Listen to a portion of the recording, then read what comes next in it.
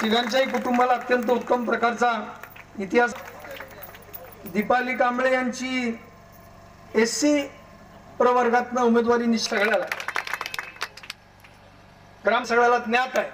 ते विशाल पोटे या ठिकाणी 4 नंबर वार्डातनं उभे आहेत, त्यांचंही मी या ठिकाणी अभिनंदन करतो। आपण असणारा मोहसिन शरीफ शेख सुरळीत करण्यामध्ये त्यांचा मोठा सहभाग आहे।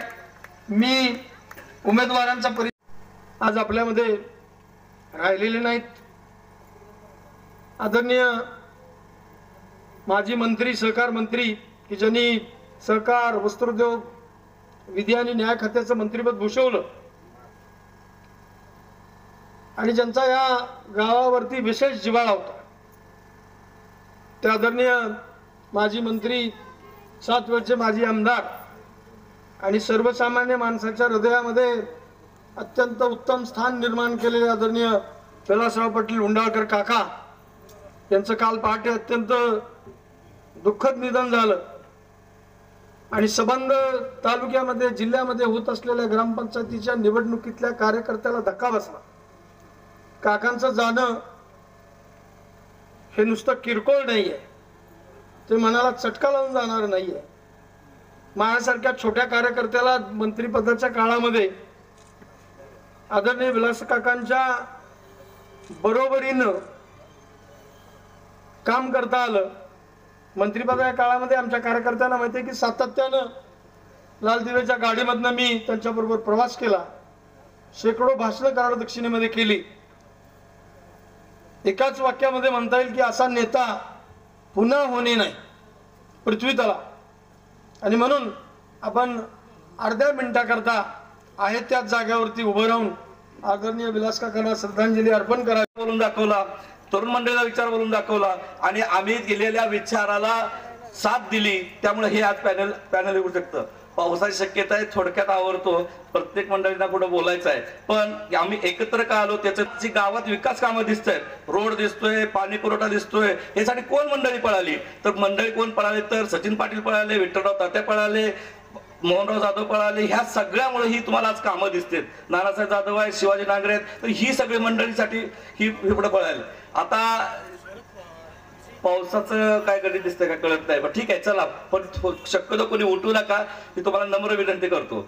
आणि ह्या सगळ्याचा इतिहास आणि सार म्हणून आपण तुमच्या पुढे लोकशक्तीच्या माध्यमातून हे 17 उमेदवार आणले। या 17 उमेदवारांचे चिन्ह आहेत कबशी, छताचा पंखा आणि छत्री।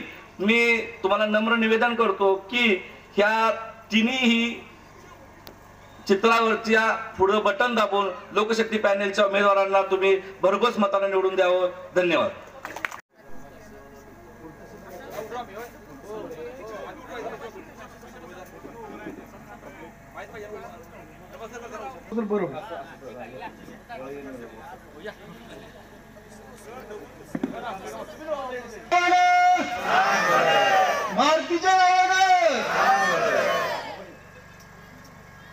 मी आता उमेदवारांचा परिचय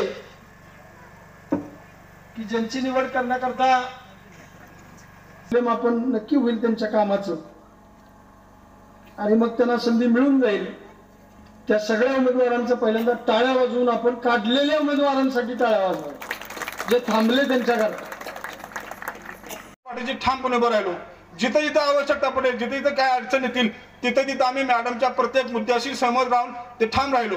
प्रामुख्याने तसा विचार केला तर सरपंच मॅडम दृष्ट्या विवाह झाला होता, त्यांना गाव तसं परिचित नव्हतं। जरी त्यांच्या सासरच्या कुटुंबाची पार्श्वभूमी राजकीय असली किंवा त्यांच्या माहेरच्या त्यांच्या वडिलाची पार्श्वभूमी राजकीय जरी असली तर गावचा क्षेत्रफळ असेल किंवा गावच्या अडचणी असल्या ह्या तशा पाहायला गेलं तर मॅडम नौक्यात होत्या, तरी देखील त्यांनी प्रथमच्या काळामध्ये त्या समस्या आमच्या माध्यमातून समजून घेऊन काम करण्याचा प्रयत्न केला, पण तदनंतरच्या काही काळामध्ये थोडासा त्यांना देखील त्रास झाला. तशा प्रकारचे त्रास होणे म्हणजे गावाला विकासात्मक अर्थ निर्माण होणे, ह्या गोष्टी आपण ज्ञात आहोतच. त्यामध्ये उपोषण असतील, त्यामध्ये मॅडमच्यावर झालेले आरोप असतील किंवा काय तक्रारी असतील, परंतु त्यामध्ये मॅडम डगमगले नाहीत. त्यांनी देखील त्या पद्धतीने काम करत असताना तशाच पद्धतीने 24/7च्या कामाबद्दल देखील त्यांनी सातत्याने उर्वरित कामासाठी त्यांनी पाठपुरावा केला. त्याबरोबर आम्ही नाना जाधव मी सातत्याने त्यांच्या पाठीशी राहिलो. मला एवढंच म्हणायचं आहे की बॉडीमध्ये काम करत असताना पदाधिकाऱ्यांच्या बरोबर जी सदस्याची टीम तुम्ही निवडून देणार आहे, ही टीम एक विचाराची, एक दिलाची असावी. एक विचाराची असल्यामुळे गावातील सर्व समस्या जर ग्रामपंचायतीमध्ये प्रतिनिधी नात्याने मांडल्या तर त्या समस्या सोडण्याच्या प्रामुख्याने सरपंच आणि उपसरपंचाचं कर्तव्य असतं, हे निश्चितच ठाम आहे. कारण की मी गेले 10 ते 15 वर्षा कार्यकांडामध्ये मी पाहिलेलं आहे, मी केलेलं आहे.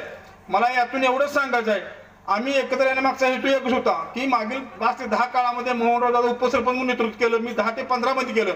आम्ही दोघांनी 10 ते 15 किंवा 5 ते 10 या कालखंडामध्ये नेतृत्व करत असताना आम्हाला प्रामुख्याने एवढंच जाणवलं की ग्रामपंचायतीच्या माध्यमातून किंवा व्यक्तिगत एक गट असेल, व्यक्तिगत एखादा उमेदवार असेल किंवा व्यक्तिगत एक कार्यकर्ता असेल, हा गावच्या विकासाची भूक भागू शकत नाही. त्यासाठी विकासाची दृष्टी असलेले, त्यासाठी विकासाच्या साठी सातत्याने धडपडणारे ही लोक एकत्र येणं गरजेचं आहे.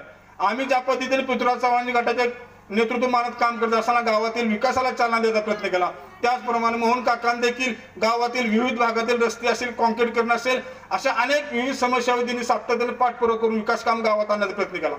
या सर्व भूमिका जर पाहिला एकमेकांच्या तर असं लक्षात येईल, जर आमचे उद्देश ध्येय एकच असेल, गावाचा विकास करणे हाच असेल, गावाचा सर्वांगीण करण्याचा हा ध्यास आमचा सर्वांचाच असेल, का म्हणून आम्ही एकत्र येऊ नये. आज कोणीही टीका करताना अनेक प्रकारे बोलतं की सत्तेसाठी एकत्र आले किंवा काय, पण तसं पाहायला गेलं मागील 15 वर्ष जर काळ काढला तर गावात झालेल्या प्रत्येक विकास कामावरती चर्चा करायची झाली तर माझ्या बरोबर असलेल्या माझे सहकारी असतील, मोहन काका असतील, याच लोकांचा या विकास कामाचा परिपूर्ण वाटा आहे. याचा कुणी श्रेय घ्यायचा प्रयत्न करू नये आणि येणाऱ्या निवडणुकीत ही जनता हे सिद्ध केल्याशिवाय राहणार नाही. मला या निमित्तानं आपणास एवढंच सांगायचं आहे, येणाऱ्या 15 जानेवारीच्या निवडणुकीमध्ये तुम्ही कपशी, छत्री आणि पंखा या चित्रासमोरील बटन दाबून लोकशक्ती विकास पॅनलच्या उमेदवारांना भरघोस मतांनी निवडून द्या, एवढीच विनंती.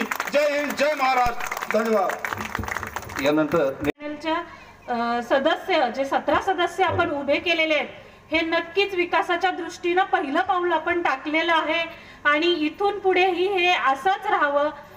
मला 5 वर्ष तुम्ही काम करण्याची संधी दिली, त्याबद्दल मी तुमची आभारी आहे. मला तुम्ही सर्वांनी साथ दिली त्याबद्दलही मी खूप आभारी आहे. थोडीफार चुका झाल्या असतील माझ्याकडून तर त्याबद्दल मी कामे झाली, परंतु अनेक कामे रखडली गेली. उदाहरणार्थ ड्रेनेज असेल, कचऱ्याचा निचरा सरळ होत नाही, त्यामुळे प्रदूषण वाढतं. नांगरे वसाहतीतील पाण्याचा साठा पावसाळ्यात जो होतो त्यामुळे जंतूमुळे अनेक रोगराई पसरते आणि ही रखडलेली जी काम आहेत ते पूर्ण करण्यासाठी आज लोकशाही विकास पॅनेलची गरज होती. मला खात्री आहे की हा लोकशक्ती पॅनेलचा जो सर्वांनी मिळून एक विचार एकजुटीने जो प्रयत्न केलेला आहे तो नक्कीच यशस्वी होईल. मला अजून एक गोष्ट आवर्जून सांगायची आहे. आदरणीय माजी मुख्यमंत्री पृथ्वीराज बाबा, अतुल बाबा, उंडाळकर काका आणि बाळासाहेब पाटील यांच्या माध्यमातून अनेक विकासाची वेगवेगळ्या पद्धतीने कामे झाली, परंतु सगळ्यात मला अभिमान या गोष्टीचा वाटतो की कोरोना सारख्या जागतिक महामारीच्या वेळी या सैदापूर गावची सर्व तरुण मंडळी एकत्रित होऊन अनेक गोरगरिबांना मदत त्यांनी केली आणि हीच आज तरुण मंडळी लोकशक्ती पॅनेलचा विजय होण्यासाठी झटत आहेत. फक्त सत्तेसाठी नाही तर आज या सैदापूरचा विकास होणं खूप काळाची गरज आहे आणि मला 100% खात्री आहे की लोकशक्ती पॅनेलचा हा विजय होणारच. मी आज हा महिला वर्ग बघून खरोखर मला अभिमान वाटतोय. स्त्री म्हणजे एक अनंत कोटी शक्ती आहे. आज स्त्रियांना जो आऊसाहेब जिजाऊंच्यामुळे स्त्री ही सुरक्षित राहिली, आणि ती सुरक्षित राहिलेल्या स्त्रीला शिक्षित करून स्त्रीचा सावित्रीबाई फुलेने उद्धार केला. सावित्रीबाई फुलेने तुम्हाला शिक्षण दिलं ते एवढ्यासाठीच की स्वतंत्र विचार तुम्हाला मांडता यावेत. आणि त्यासाठी आज स्वतंत्र विचार मांडण्यासाठी उमेदवारी सुद्धा अतिशय तरुण आणि चांगल्या विचारांच्या महिलांनाही उमेदवारी दिलेली आहे. या संधीचा या स्त्रियांनी फायदा घ्यावा. आणि म्हणून आज मी आई जगदंबेच्या कृपेने, पावकेश्वराच्या आशीर्वादाने आणि श्री हनुमानाच्या शक्तीने मी सर्व उमेदवारांना अनंत कोटी शुभेच्छा देते. धन्यवाद. की 17-0 हा लोकशक्ती विकास पॅनेलचा विजय झालेला आहे. फक्त 18 तारखेला त्याची औपचारिकता बाकी आहे. पूर्व 2015 साली ज्यावेळी आपली ग्रामपंचायतीवर वहिनी सरपंच झाल्या त्यानंतर 3-4 महिन्याच्या अवधीतच तात्यांना पॅरालिसिसचा किंवा तात्यांना पॅरालिसिसनं गाठलं. त्यांच्यावर बोलण्याच्या मर्यादा आल्या, चालता येत नव्हतं त्यांना. आमचं कुटुंब त्यावेळी 3 दिशेला कोण दवाखान्यात जाते, कोण त्यांची सेवा करायला थांबते. त्यामुळं त्यावेळी आमच्या कुटुंबावर गावचं राजकारण करताना खूप मर्यादा आल्या. त्यावेळी ही विरोधी आलेली काँग्रेसची बॉडी 7 जण होती, ती पहिल्यांदा धावून आली त्या तात्यांना ज्यावेळी अटॅक आला त्यावेळी. आणि तिथून त्यांनी सांगितलं तात्या असते तर तात्यांच्यावर लढलो असतो, पण तात्या नाहीत, मग लढण्याची मजा काय. मग ती सर्वजण वहिनींना कारभारात मदत करू लागली. आणि त्यामुळं नंतर वहिनींना जो त्रास झाला, उपोषणं झाली किंवा 39 खाली बॉडी बरखास्तीची कारवाई असेल, त्यावेळी सुद्धा पृथ्वीराज बाबांनीच आवळकर साहेबांना पाठवून ते सगळं बंद केलं ते प्रकरण. आणि त्यामुळं आपली बॉडी 5 वर्ष पूर्ण करू शकली. याची काही लोकांना जाणीव नाही आहे, पण आम्हाला याची जाणीव आहे म्हणून आम्ही ह्या लोकशक्ती विकास पॅनेलमध्ये सहभागी झालेलो आहोत. सहभागी म्हणण्यापेक्षा त्याच्या पुढचंच काम करतोय. बरोबर आहे की नाही? बर. आणि दुसरं म्हणजे आज उद्याच आमच्या कुटुंबावर मोठा आघात झाला होता. तात्या गेले. आणि काल आमचे नेते विलास काका हे पण गेले. खूप आमच्या घरावर दुःखाचा डोंगर, गावावर आपल्या कराड दक्षिणवर दुःखाचा डोंगर कोसळलेला आहे. आपण मागाशी भावपूर्ण श्रद्धांजली अर्पण केलेलीच आहे त्यांना. त्यामुळे अधिक न काही बोलता मी काकांना बोलण्यास निघणार नाही त्याचा. आज हे सगळे विषय घेताना इथं उत्तमांना बसलेत, ते एकदा म्हणले यार मोहनराव गावाचा रस्ता झाला तर रेणुकाला माणसानं जाऊ दे का नको. मुरल्यांना म्हणायचे कंबरट घायला आलंय, तो रस्ता आम्ही रेणुकाला जाणारा केला. आदरणीय सरपंच मॅडम, तुमचा सन्मान राखून तुमच्या घरासमोरचा रस्ता देखील भारतीय जनता पक्षात आम्ही असताना तुमचा सन्मान करायचा म्हणून केला. आणि मग हे रस्त्याचं जवळ मूळ गावचं उभं राहताना एक आनंदाची छटा, एक आनंदाची भावना माझ्या चेहऱ्यावर. मला पण लोकांनी सांगितलं होतं मोहनराव आम्ही विधानसभेला काय तुमच्याबरोबर राहायचो नाही, पण आम्ही ग्रामपंचायतीवर तुम्ही पॅनल उभा करा, आम्ही तुमच्या बरोबर आहे. ग्रामपंचायत ह्या सगळ्यांनी गळ्यात माझ्या मफलर एकीचा अडकवला. आणि त्याचं बळ आज आपण सगळेजण बघतो. एकटाच तरी जमलं नसतं. मला वार्ड क्रमांक 1 मधनं धनाजी जाधव त्यांच्या सुविद्य पत्नीला त्यांनी उमेदवारी मागितली होती. नानाजीला सांगितलं तर आपण एका गाडीत आणि एका बाकावर बसणारी माणसं. बाळू 2 वेळा नळा जाऊन उभा राहिला. धना त्याला सन्मान केला पाहिजे. धनाजी जाधवांनी निर्णय घेतला, यस देतो मागं मी. 2-3 दिवस होता नाराज, पण आता बहुतेक सळला आहे असं हरकत काही हरकत नाही. मुस्लिम समाजाची इथं बरेच बांधव बसलेले.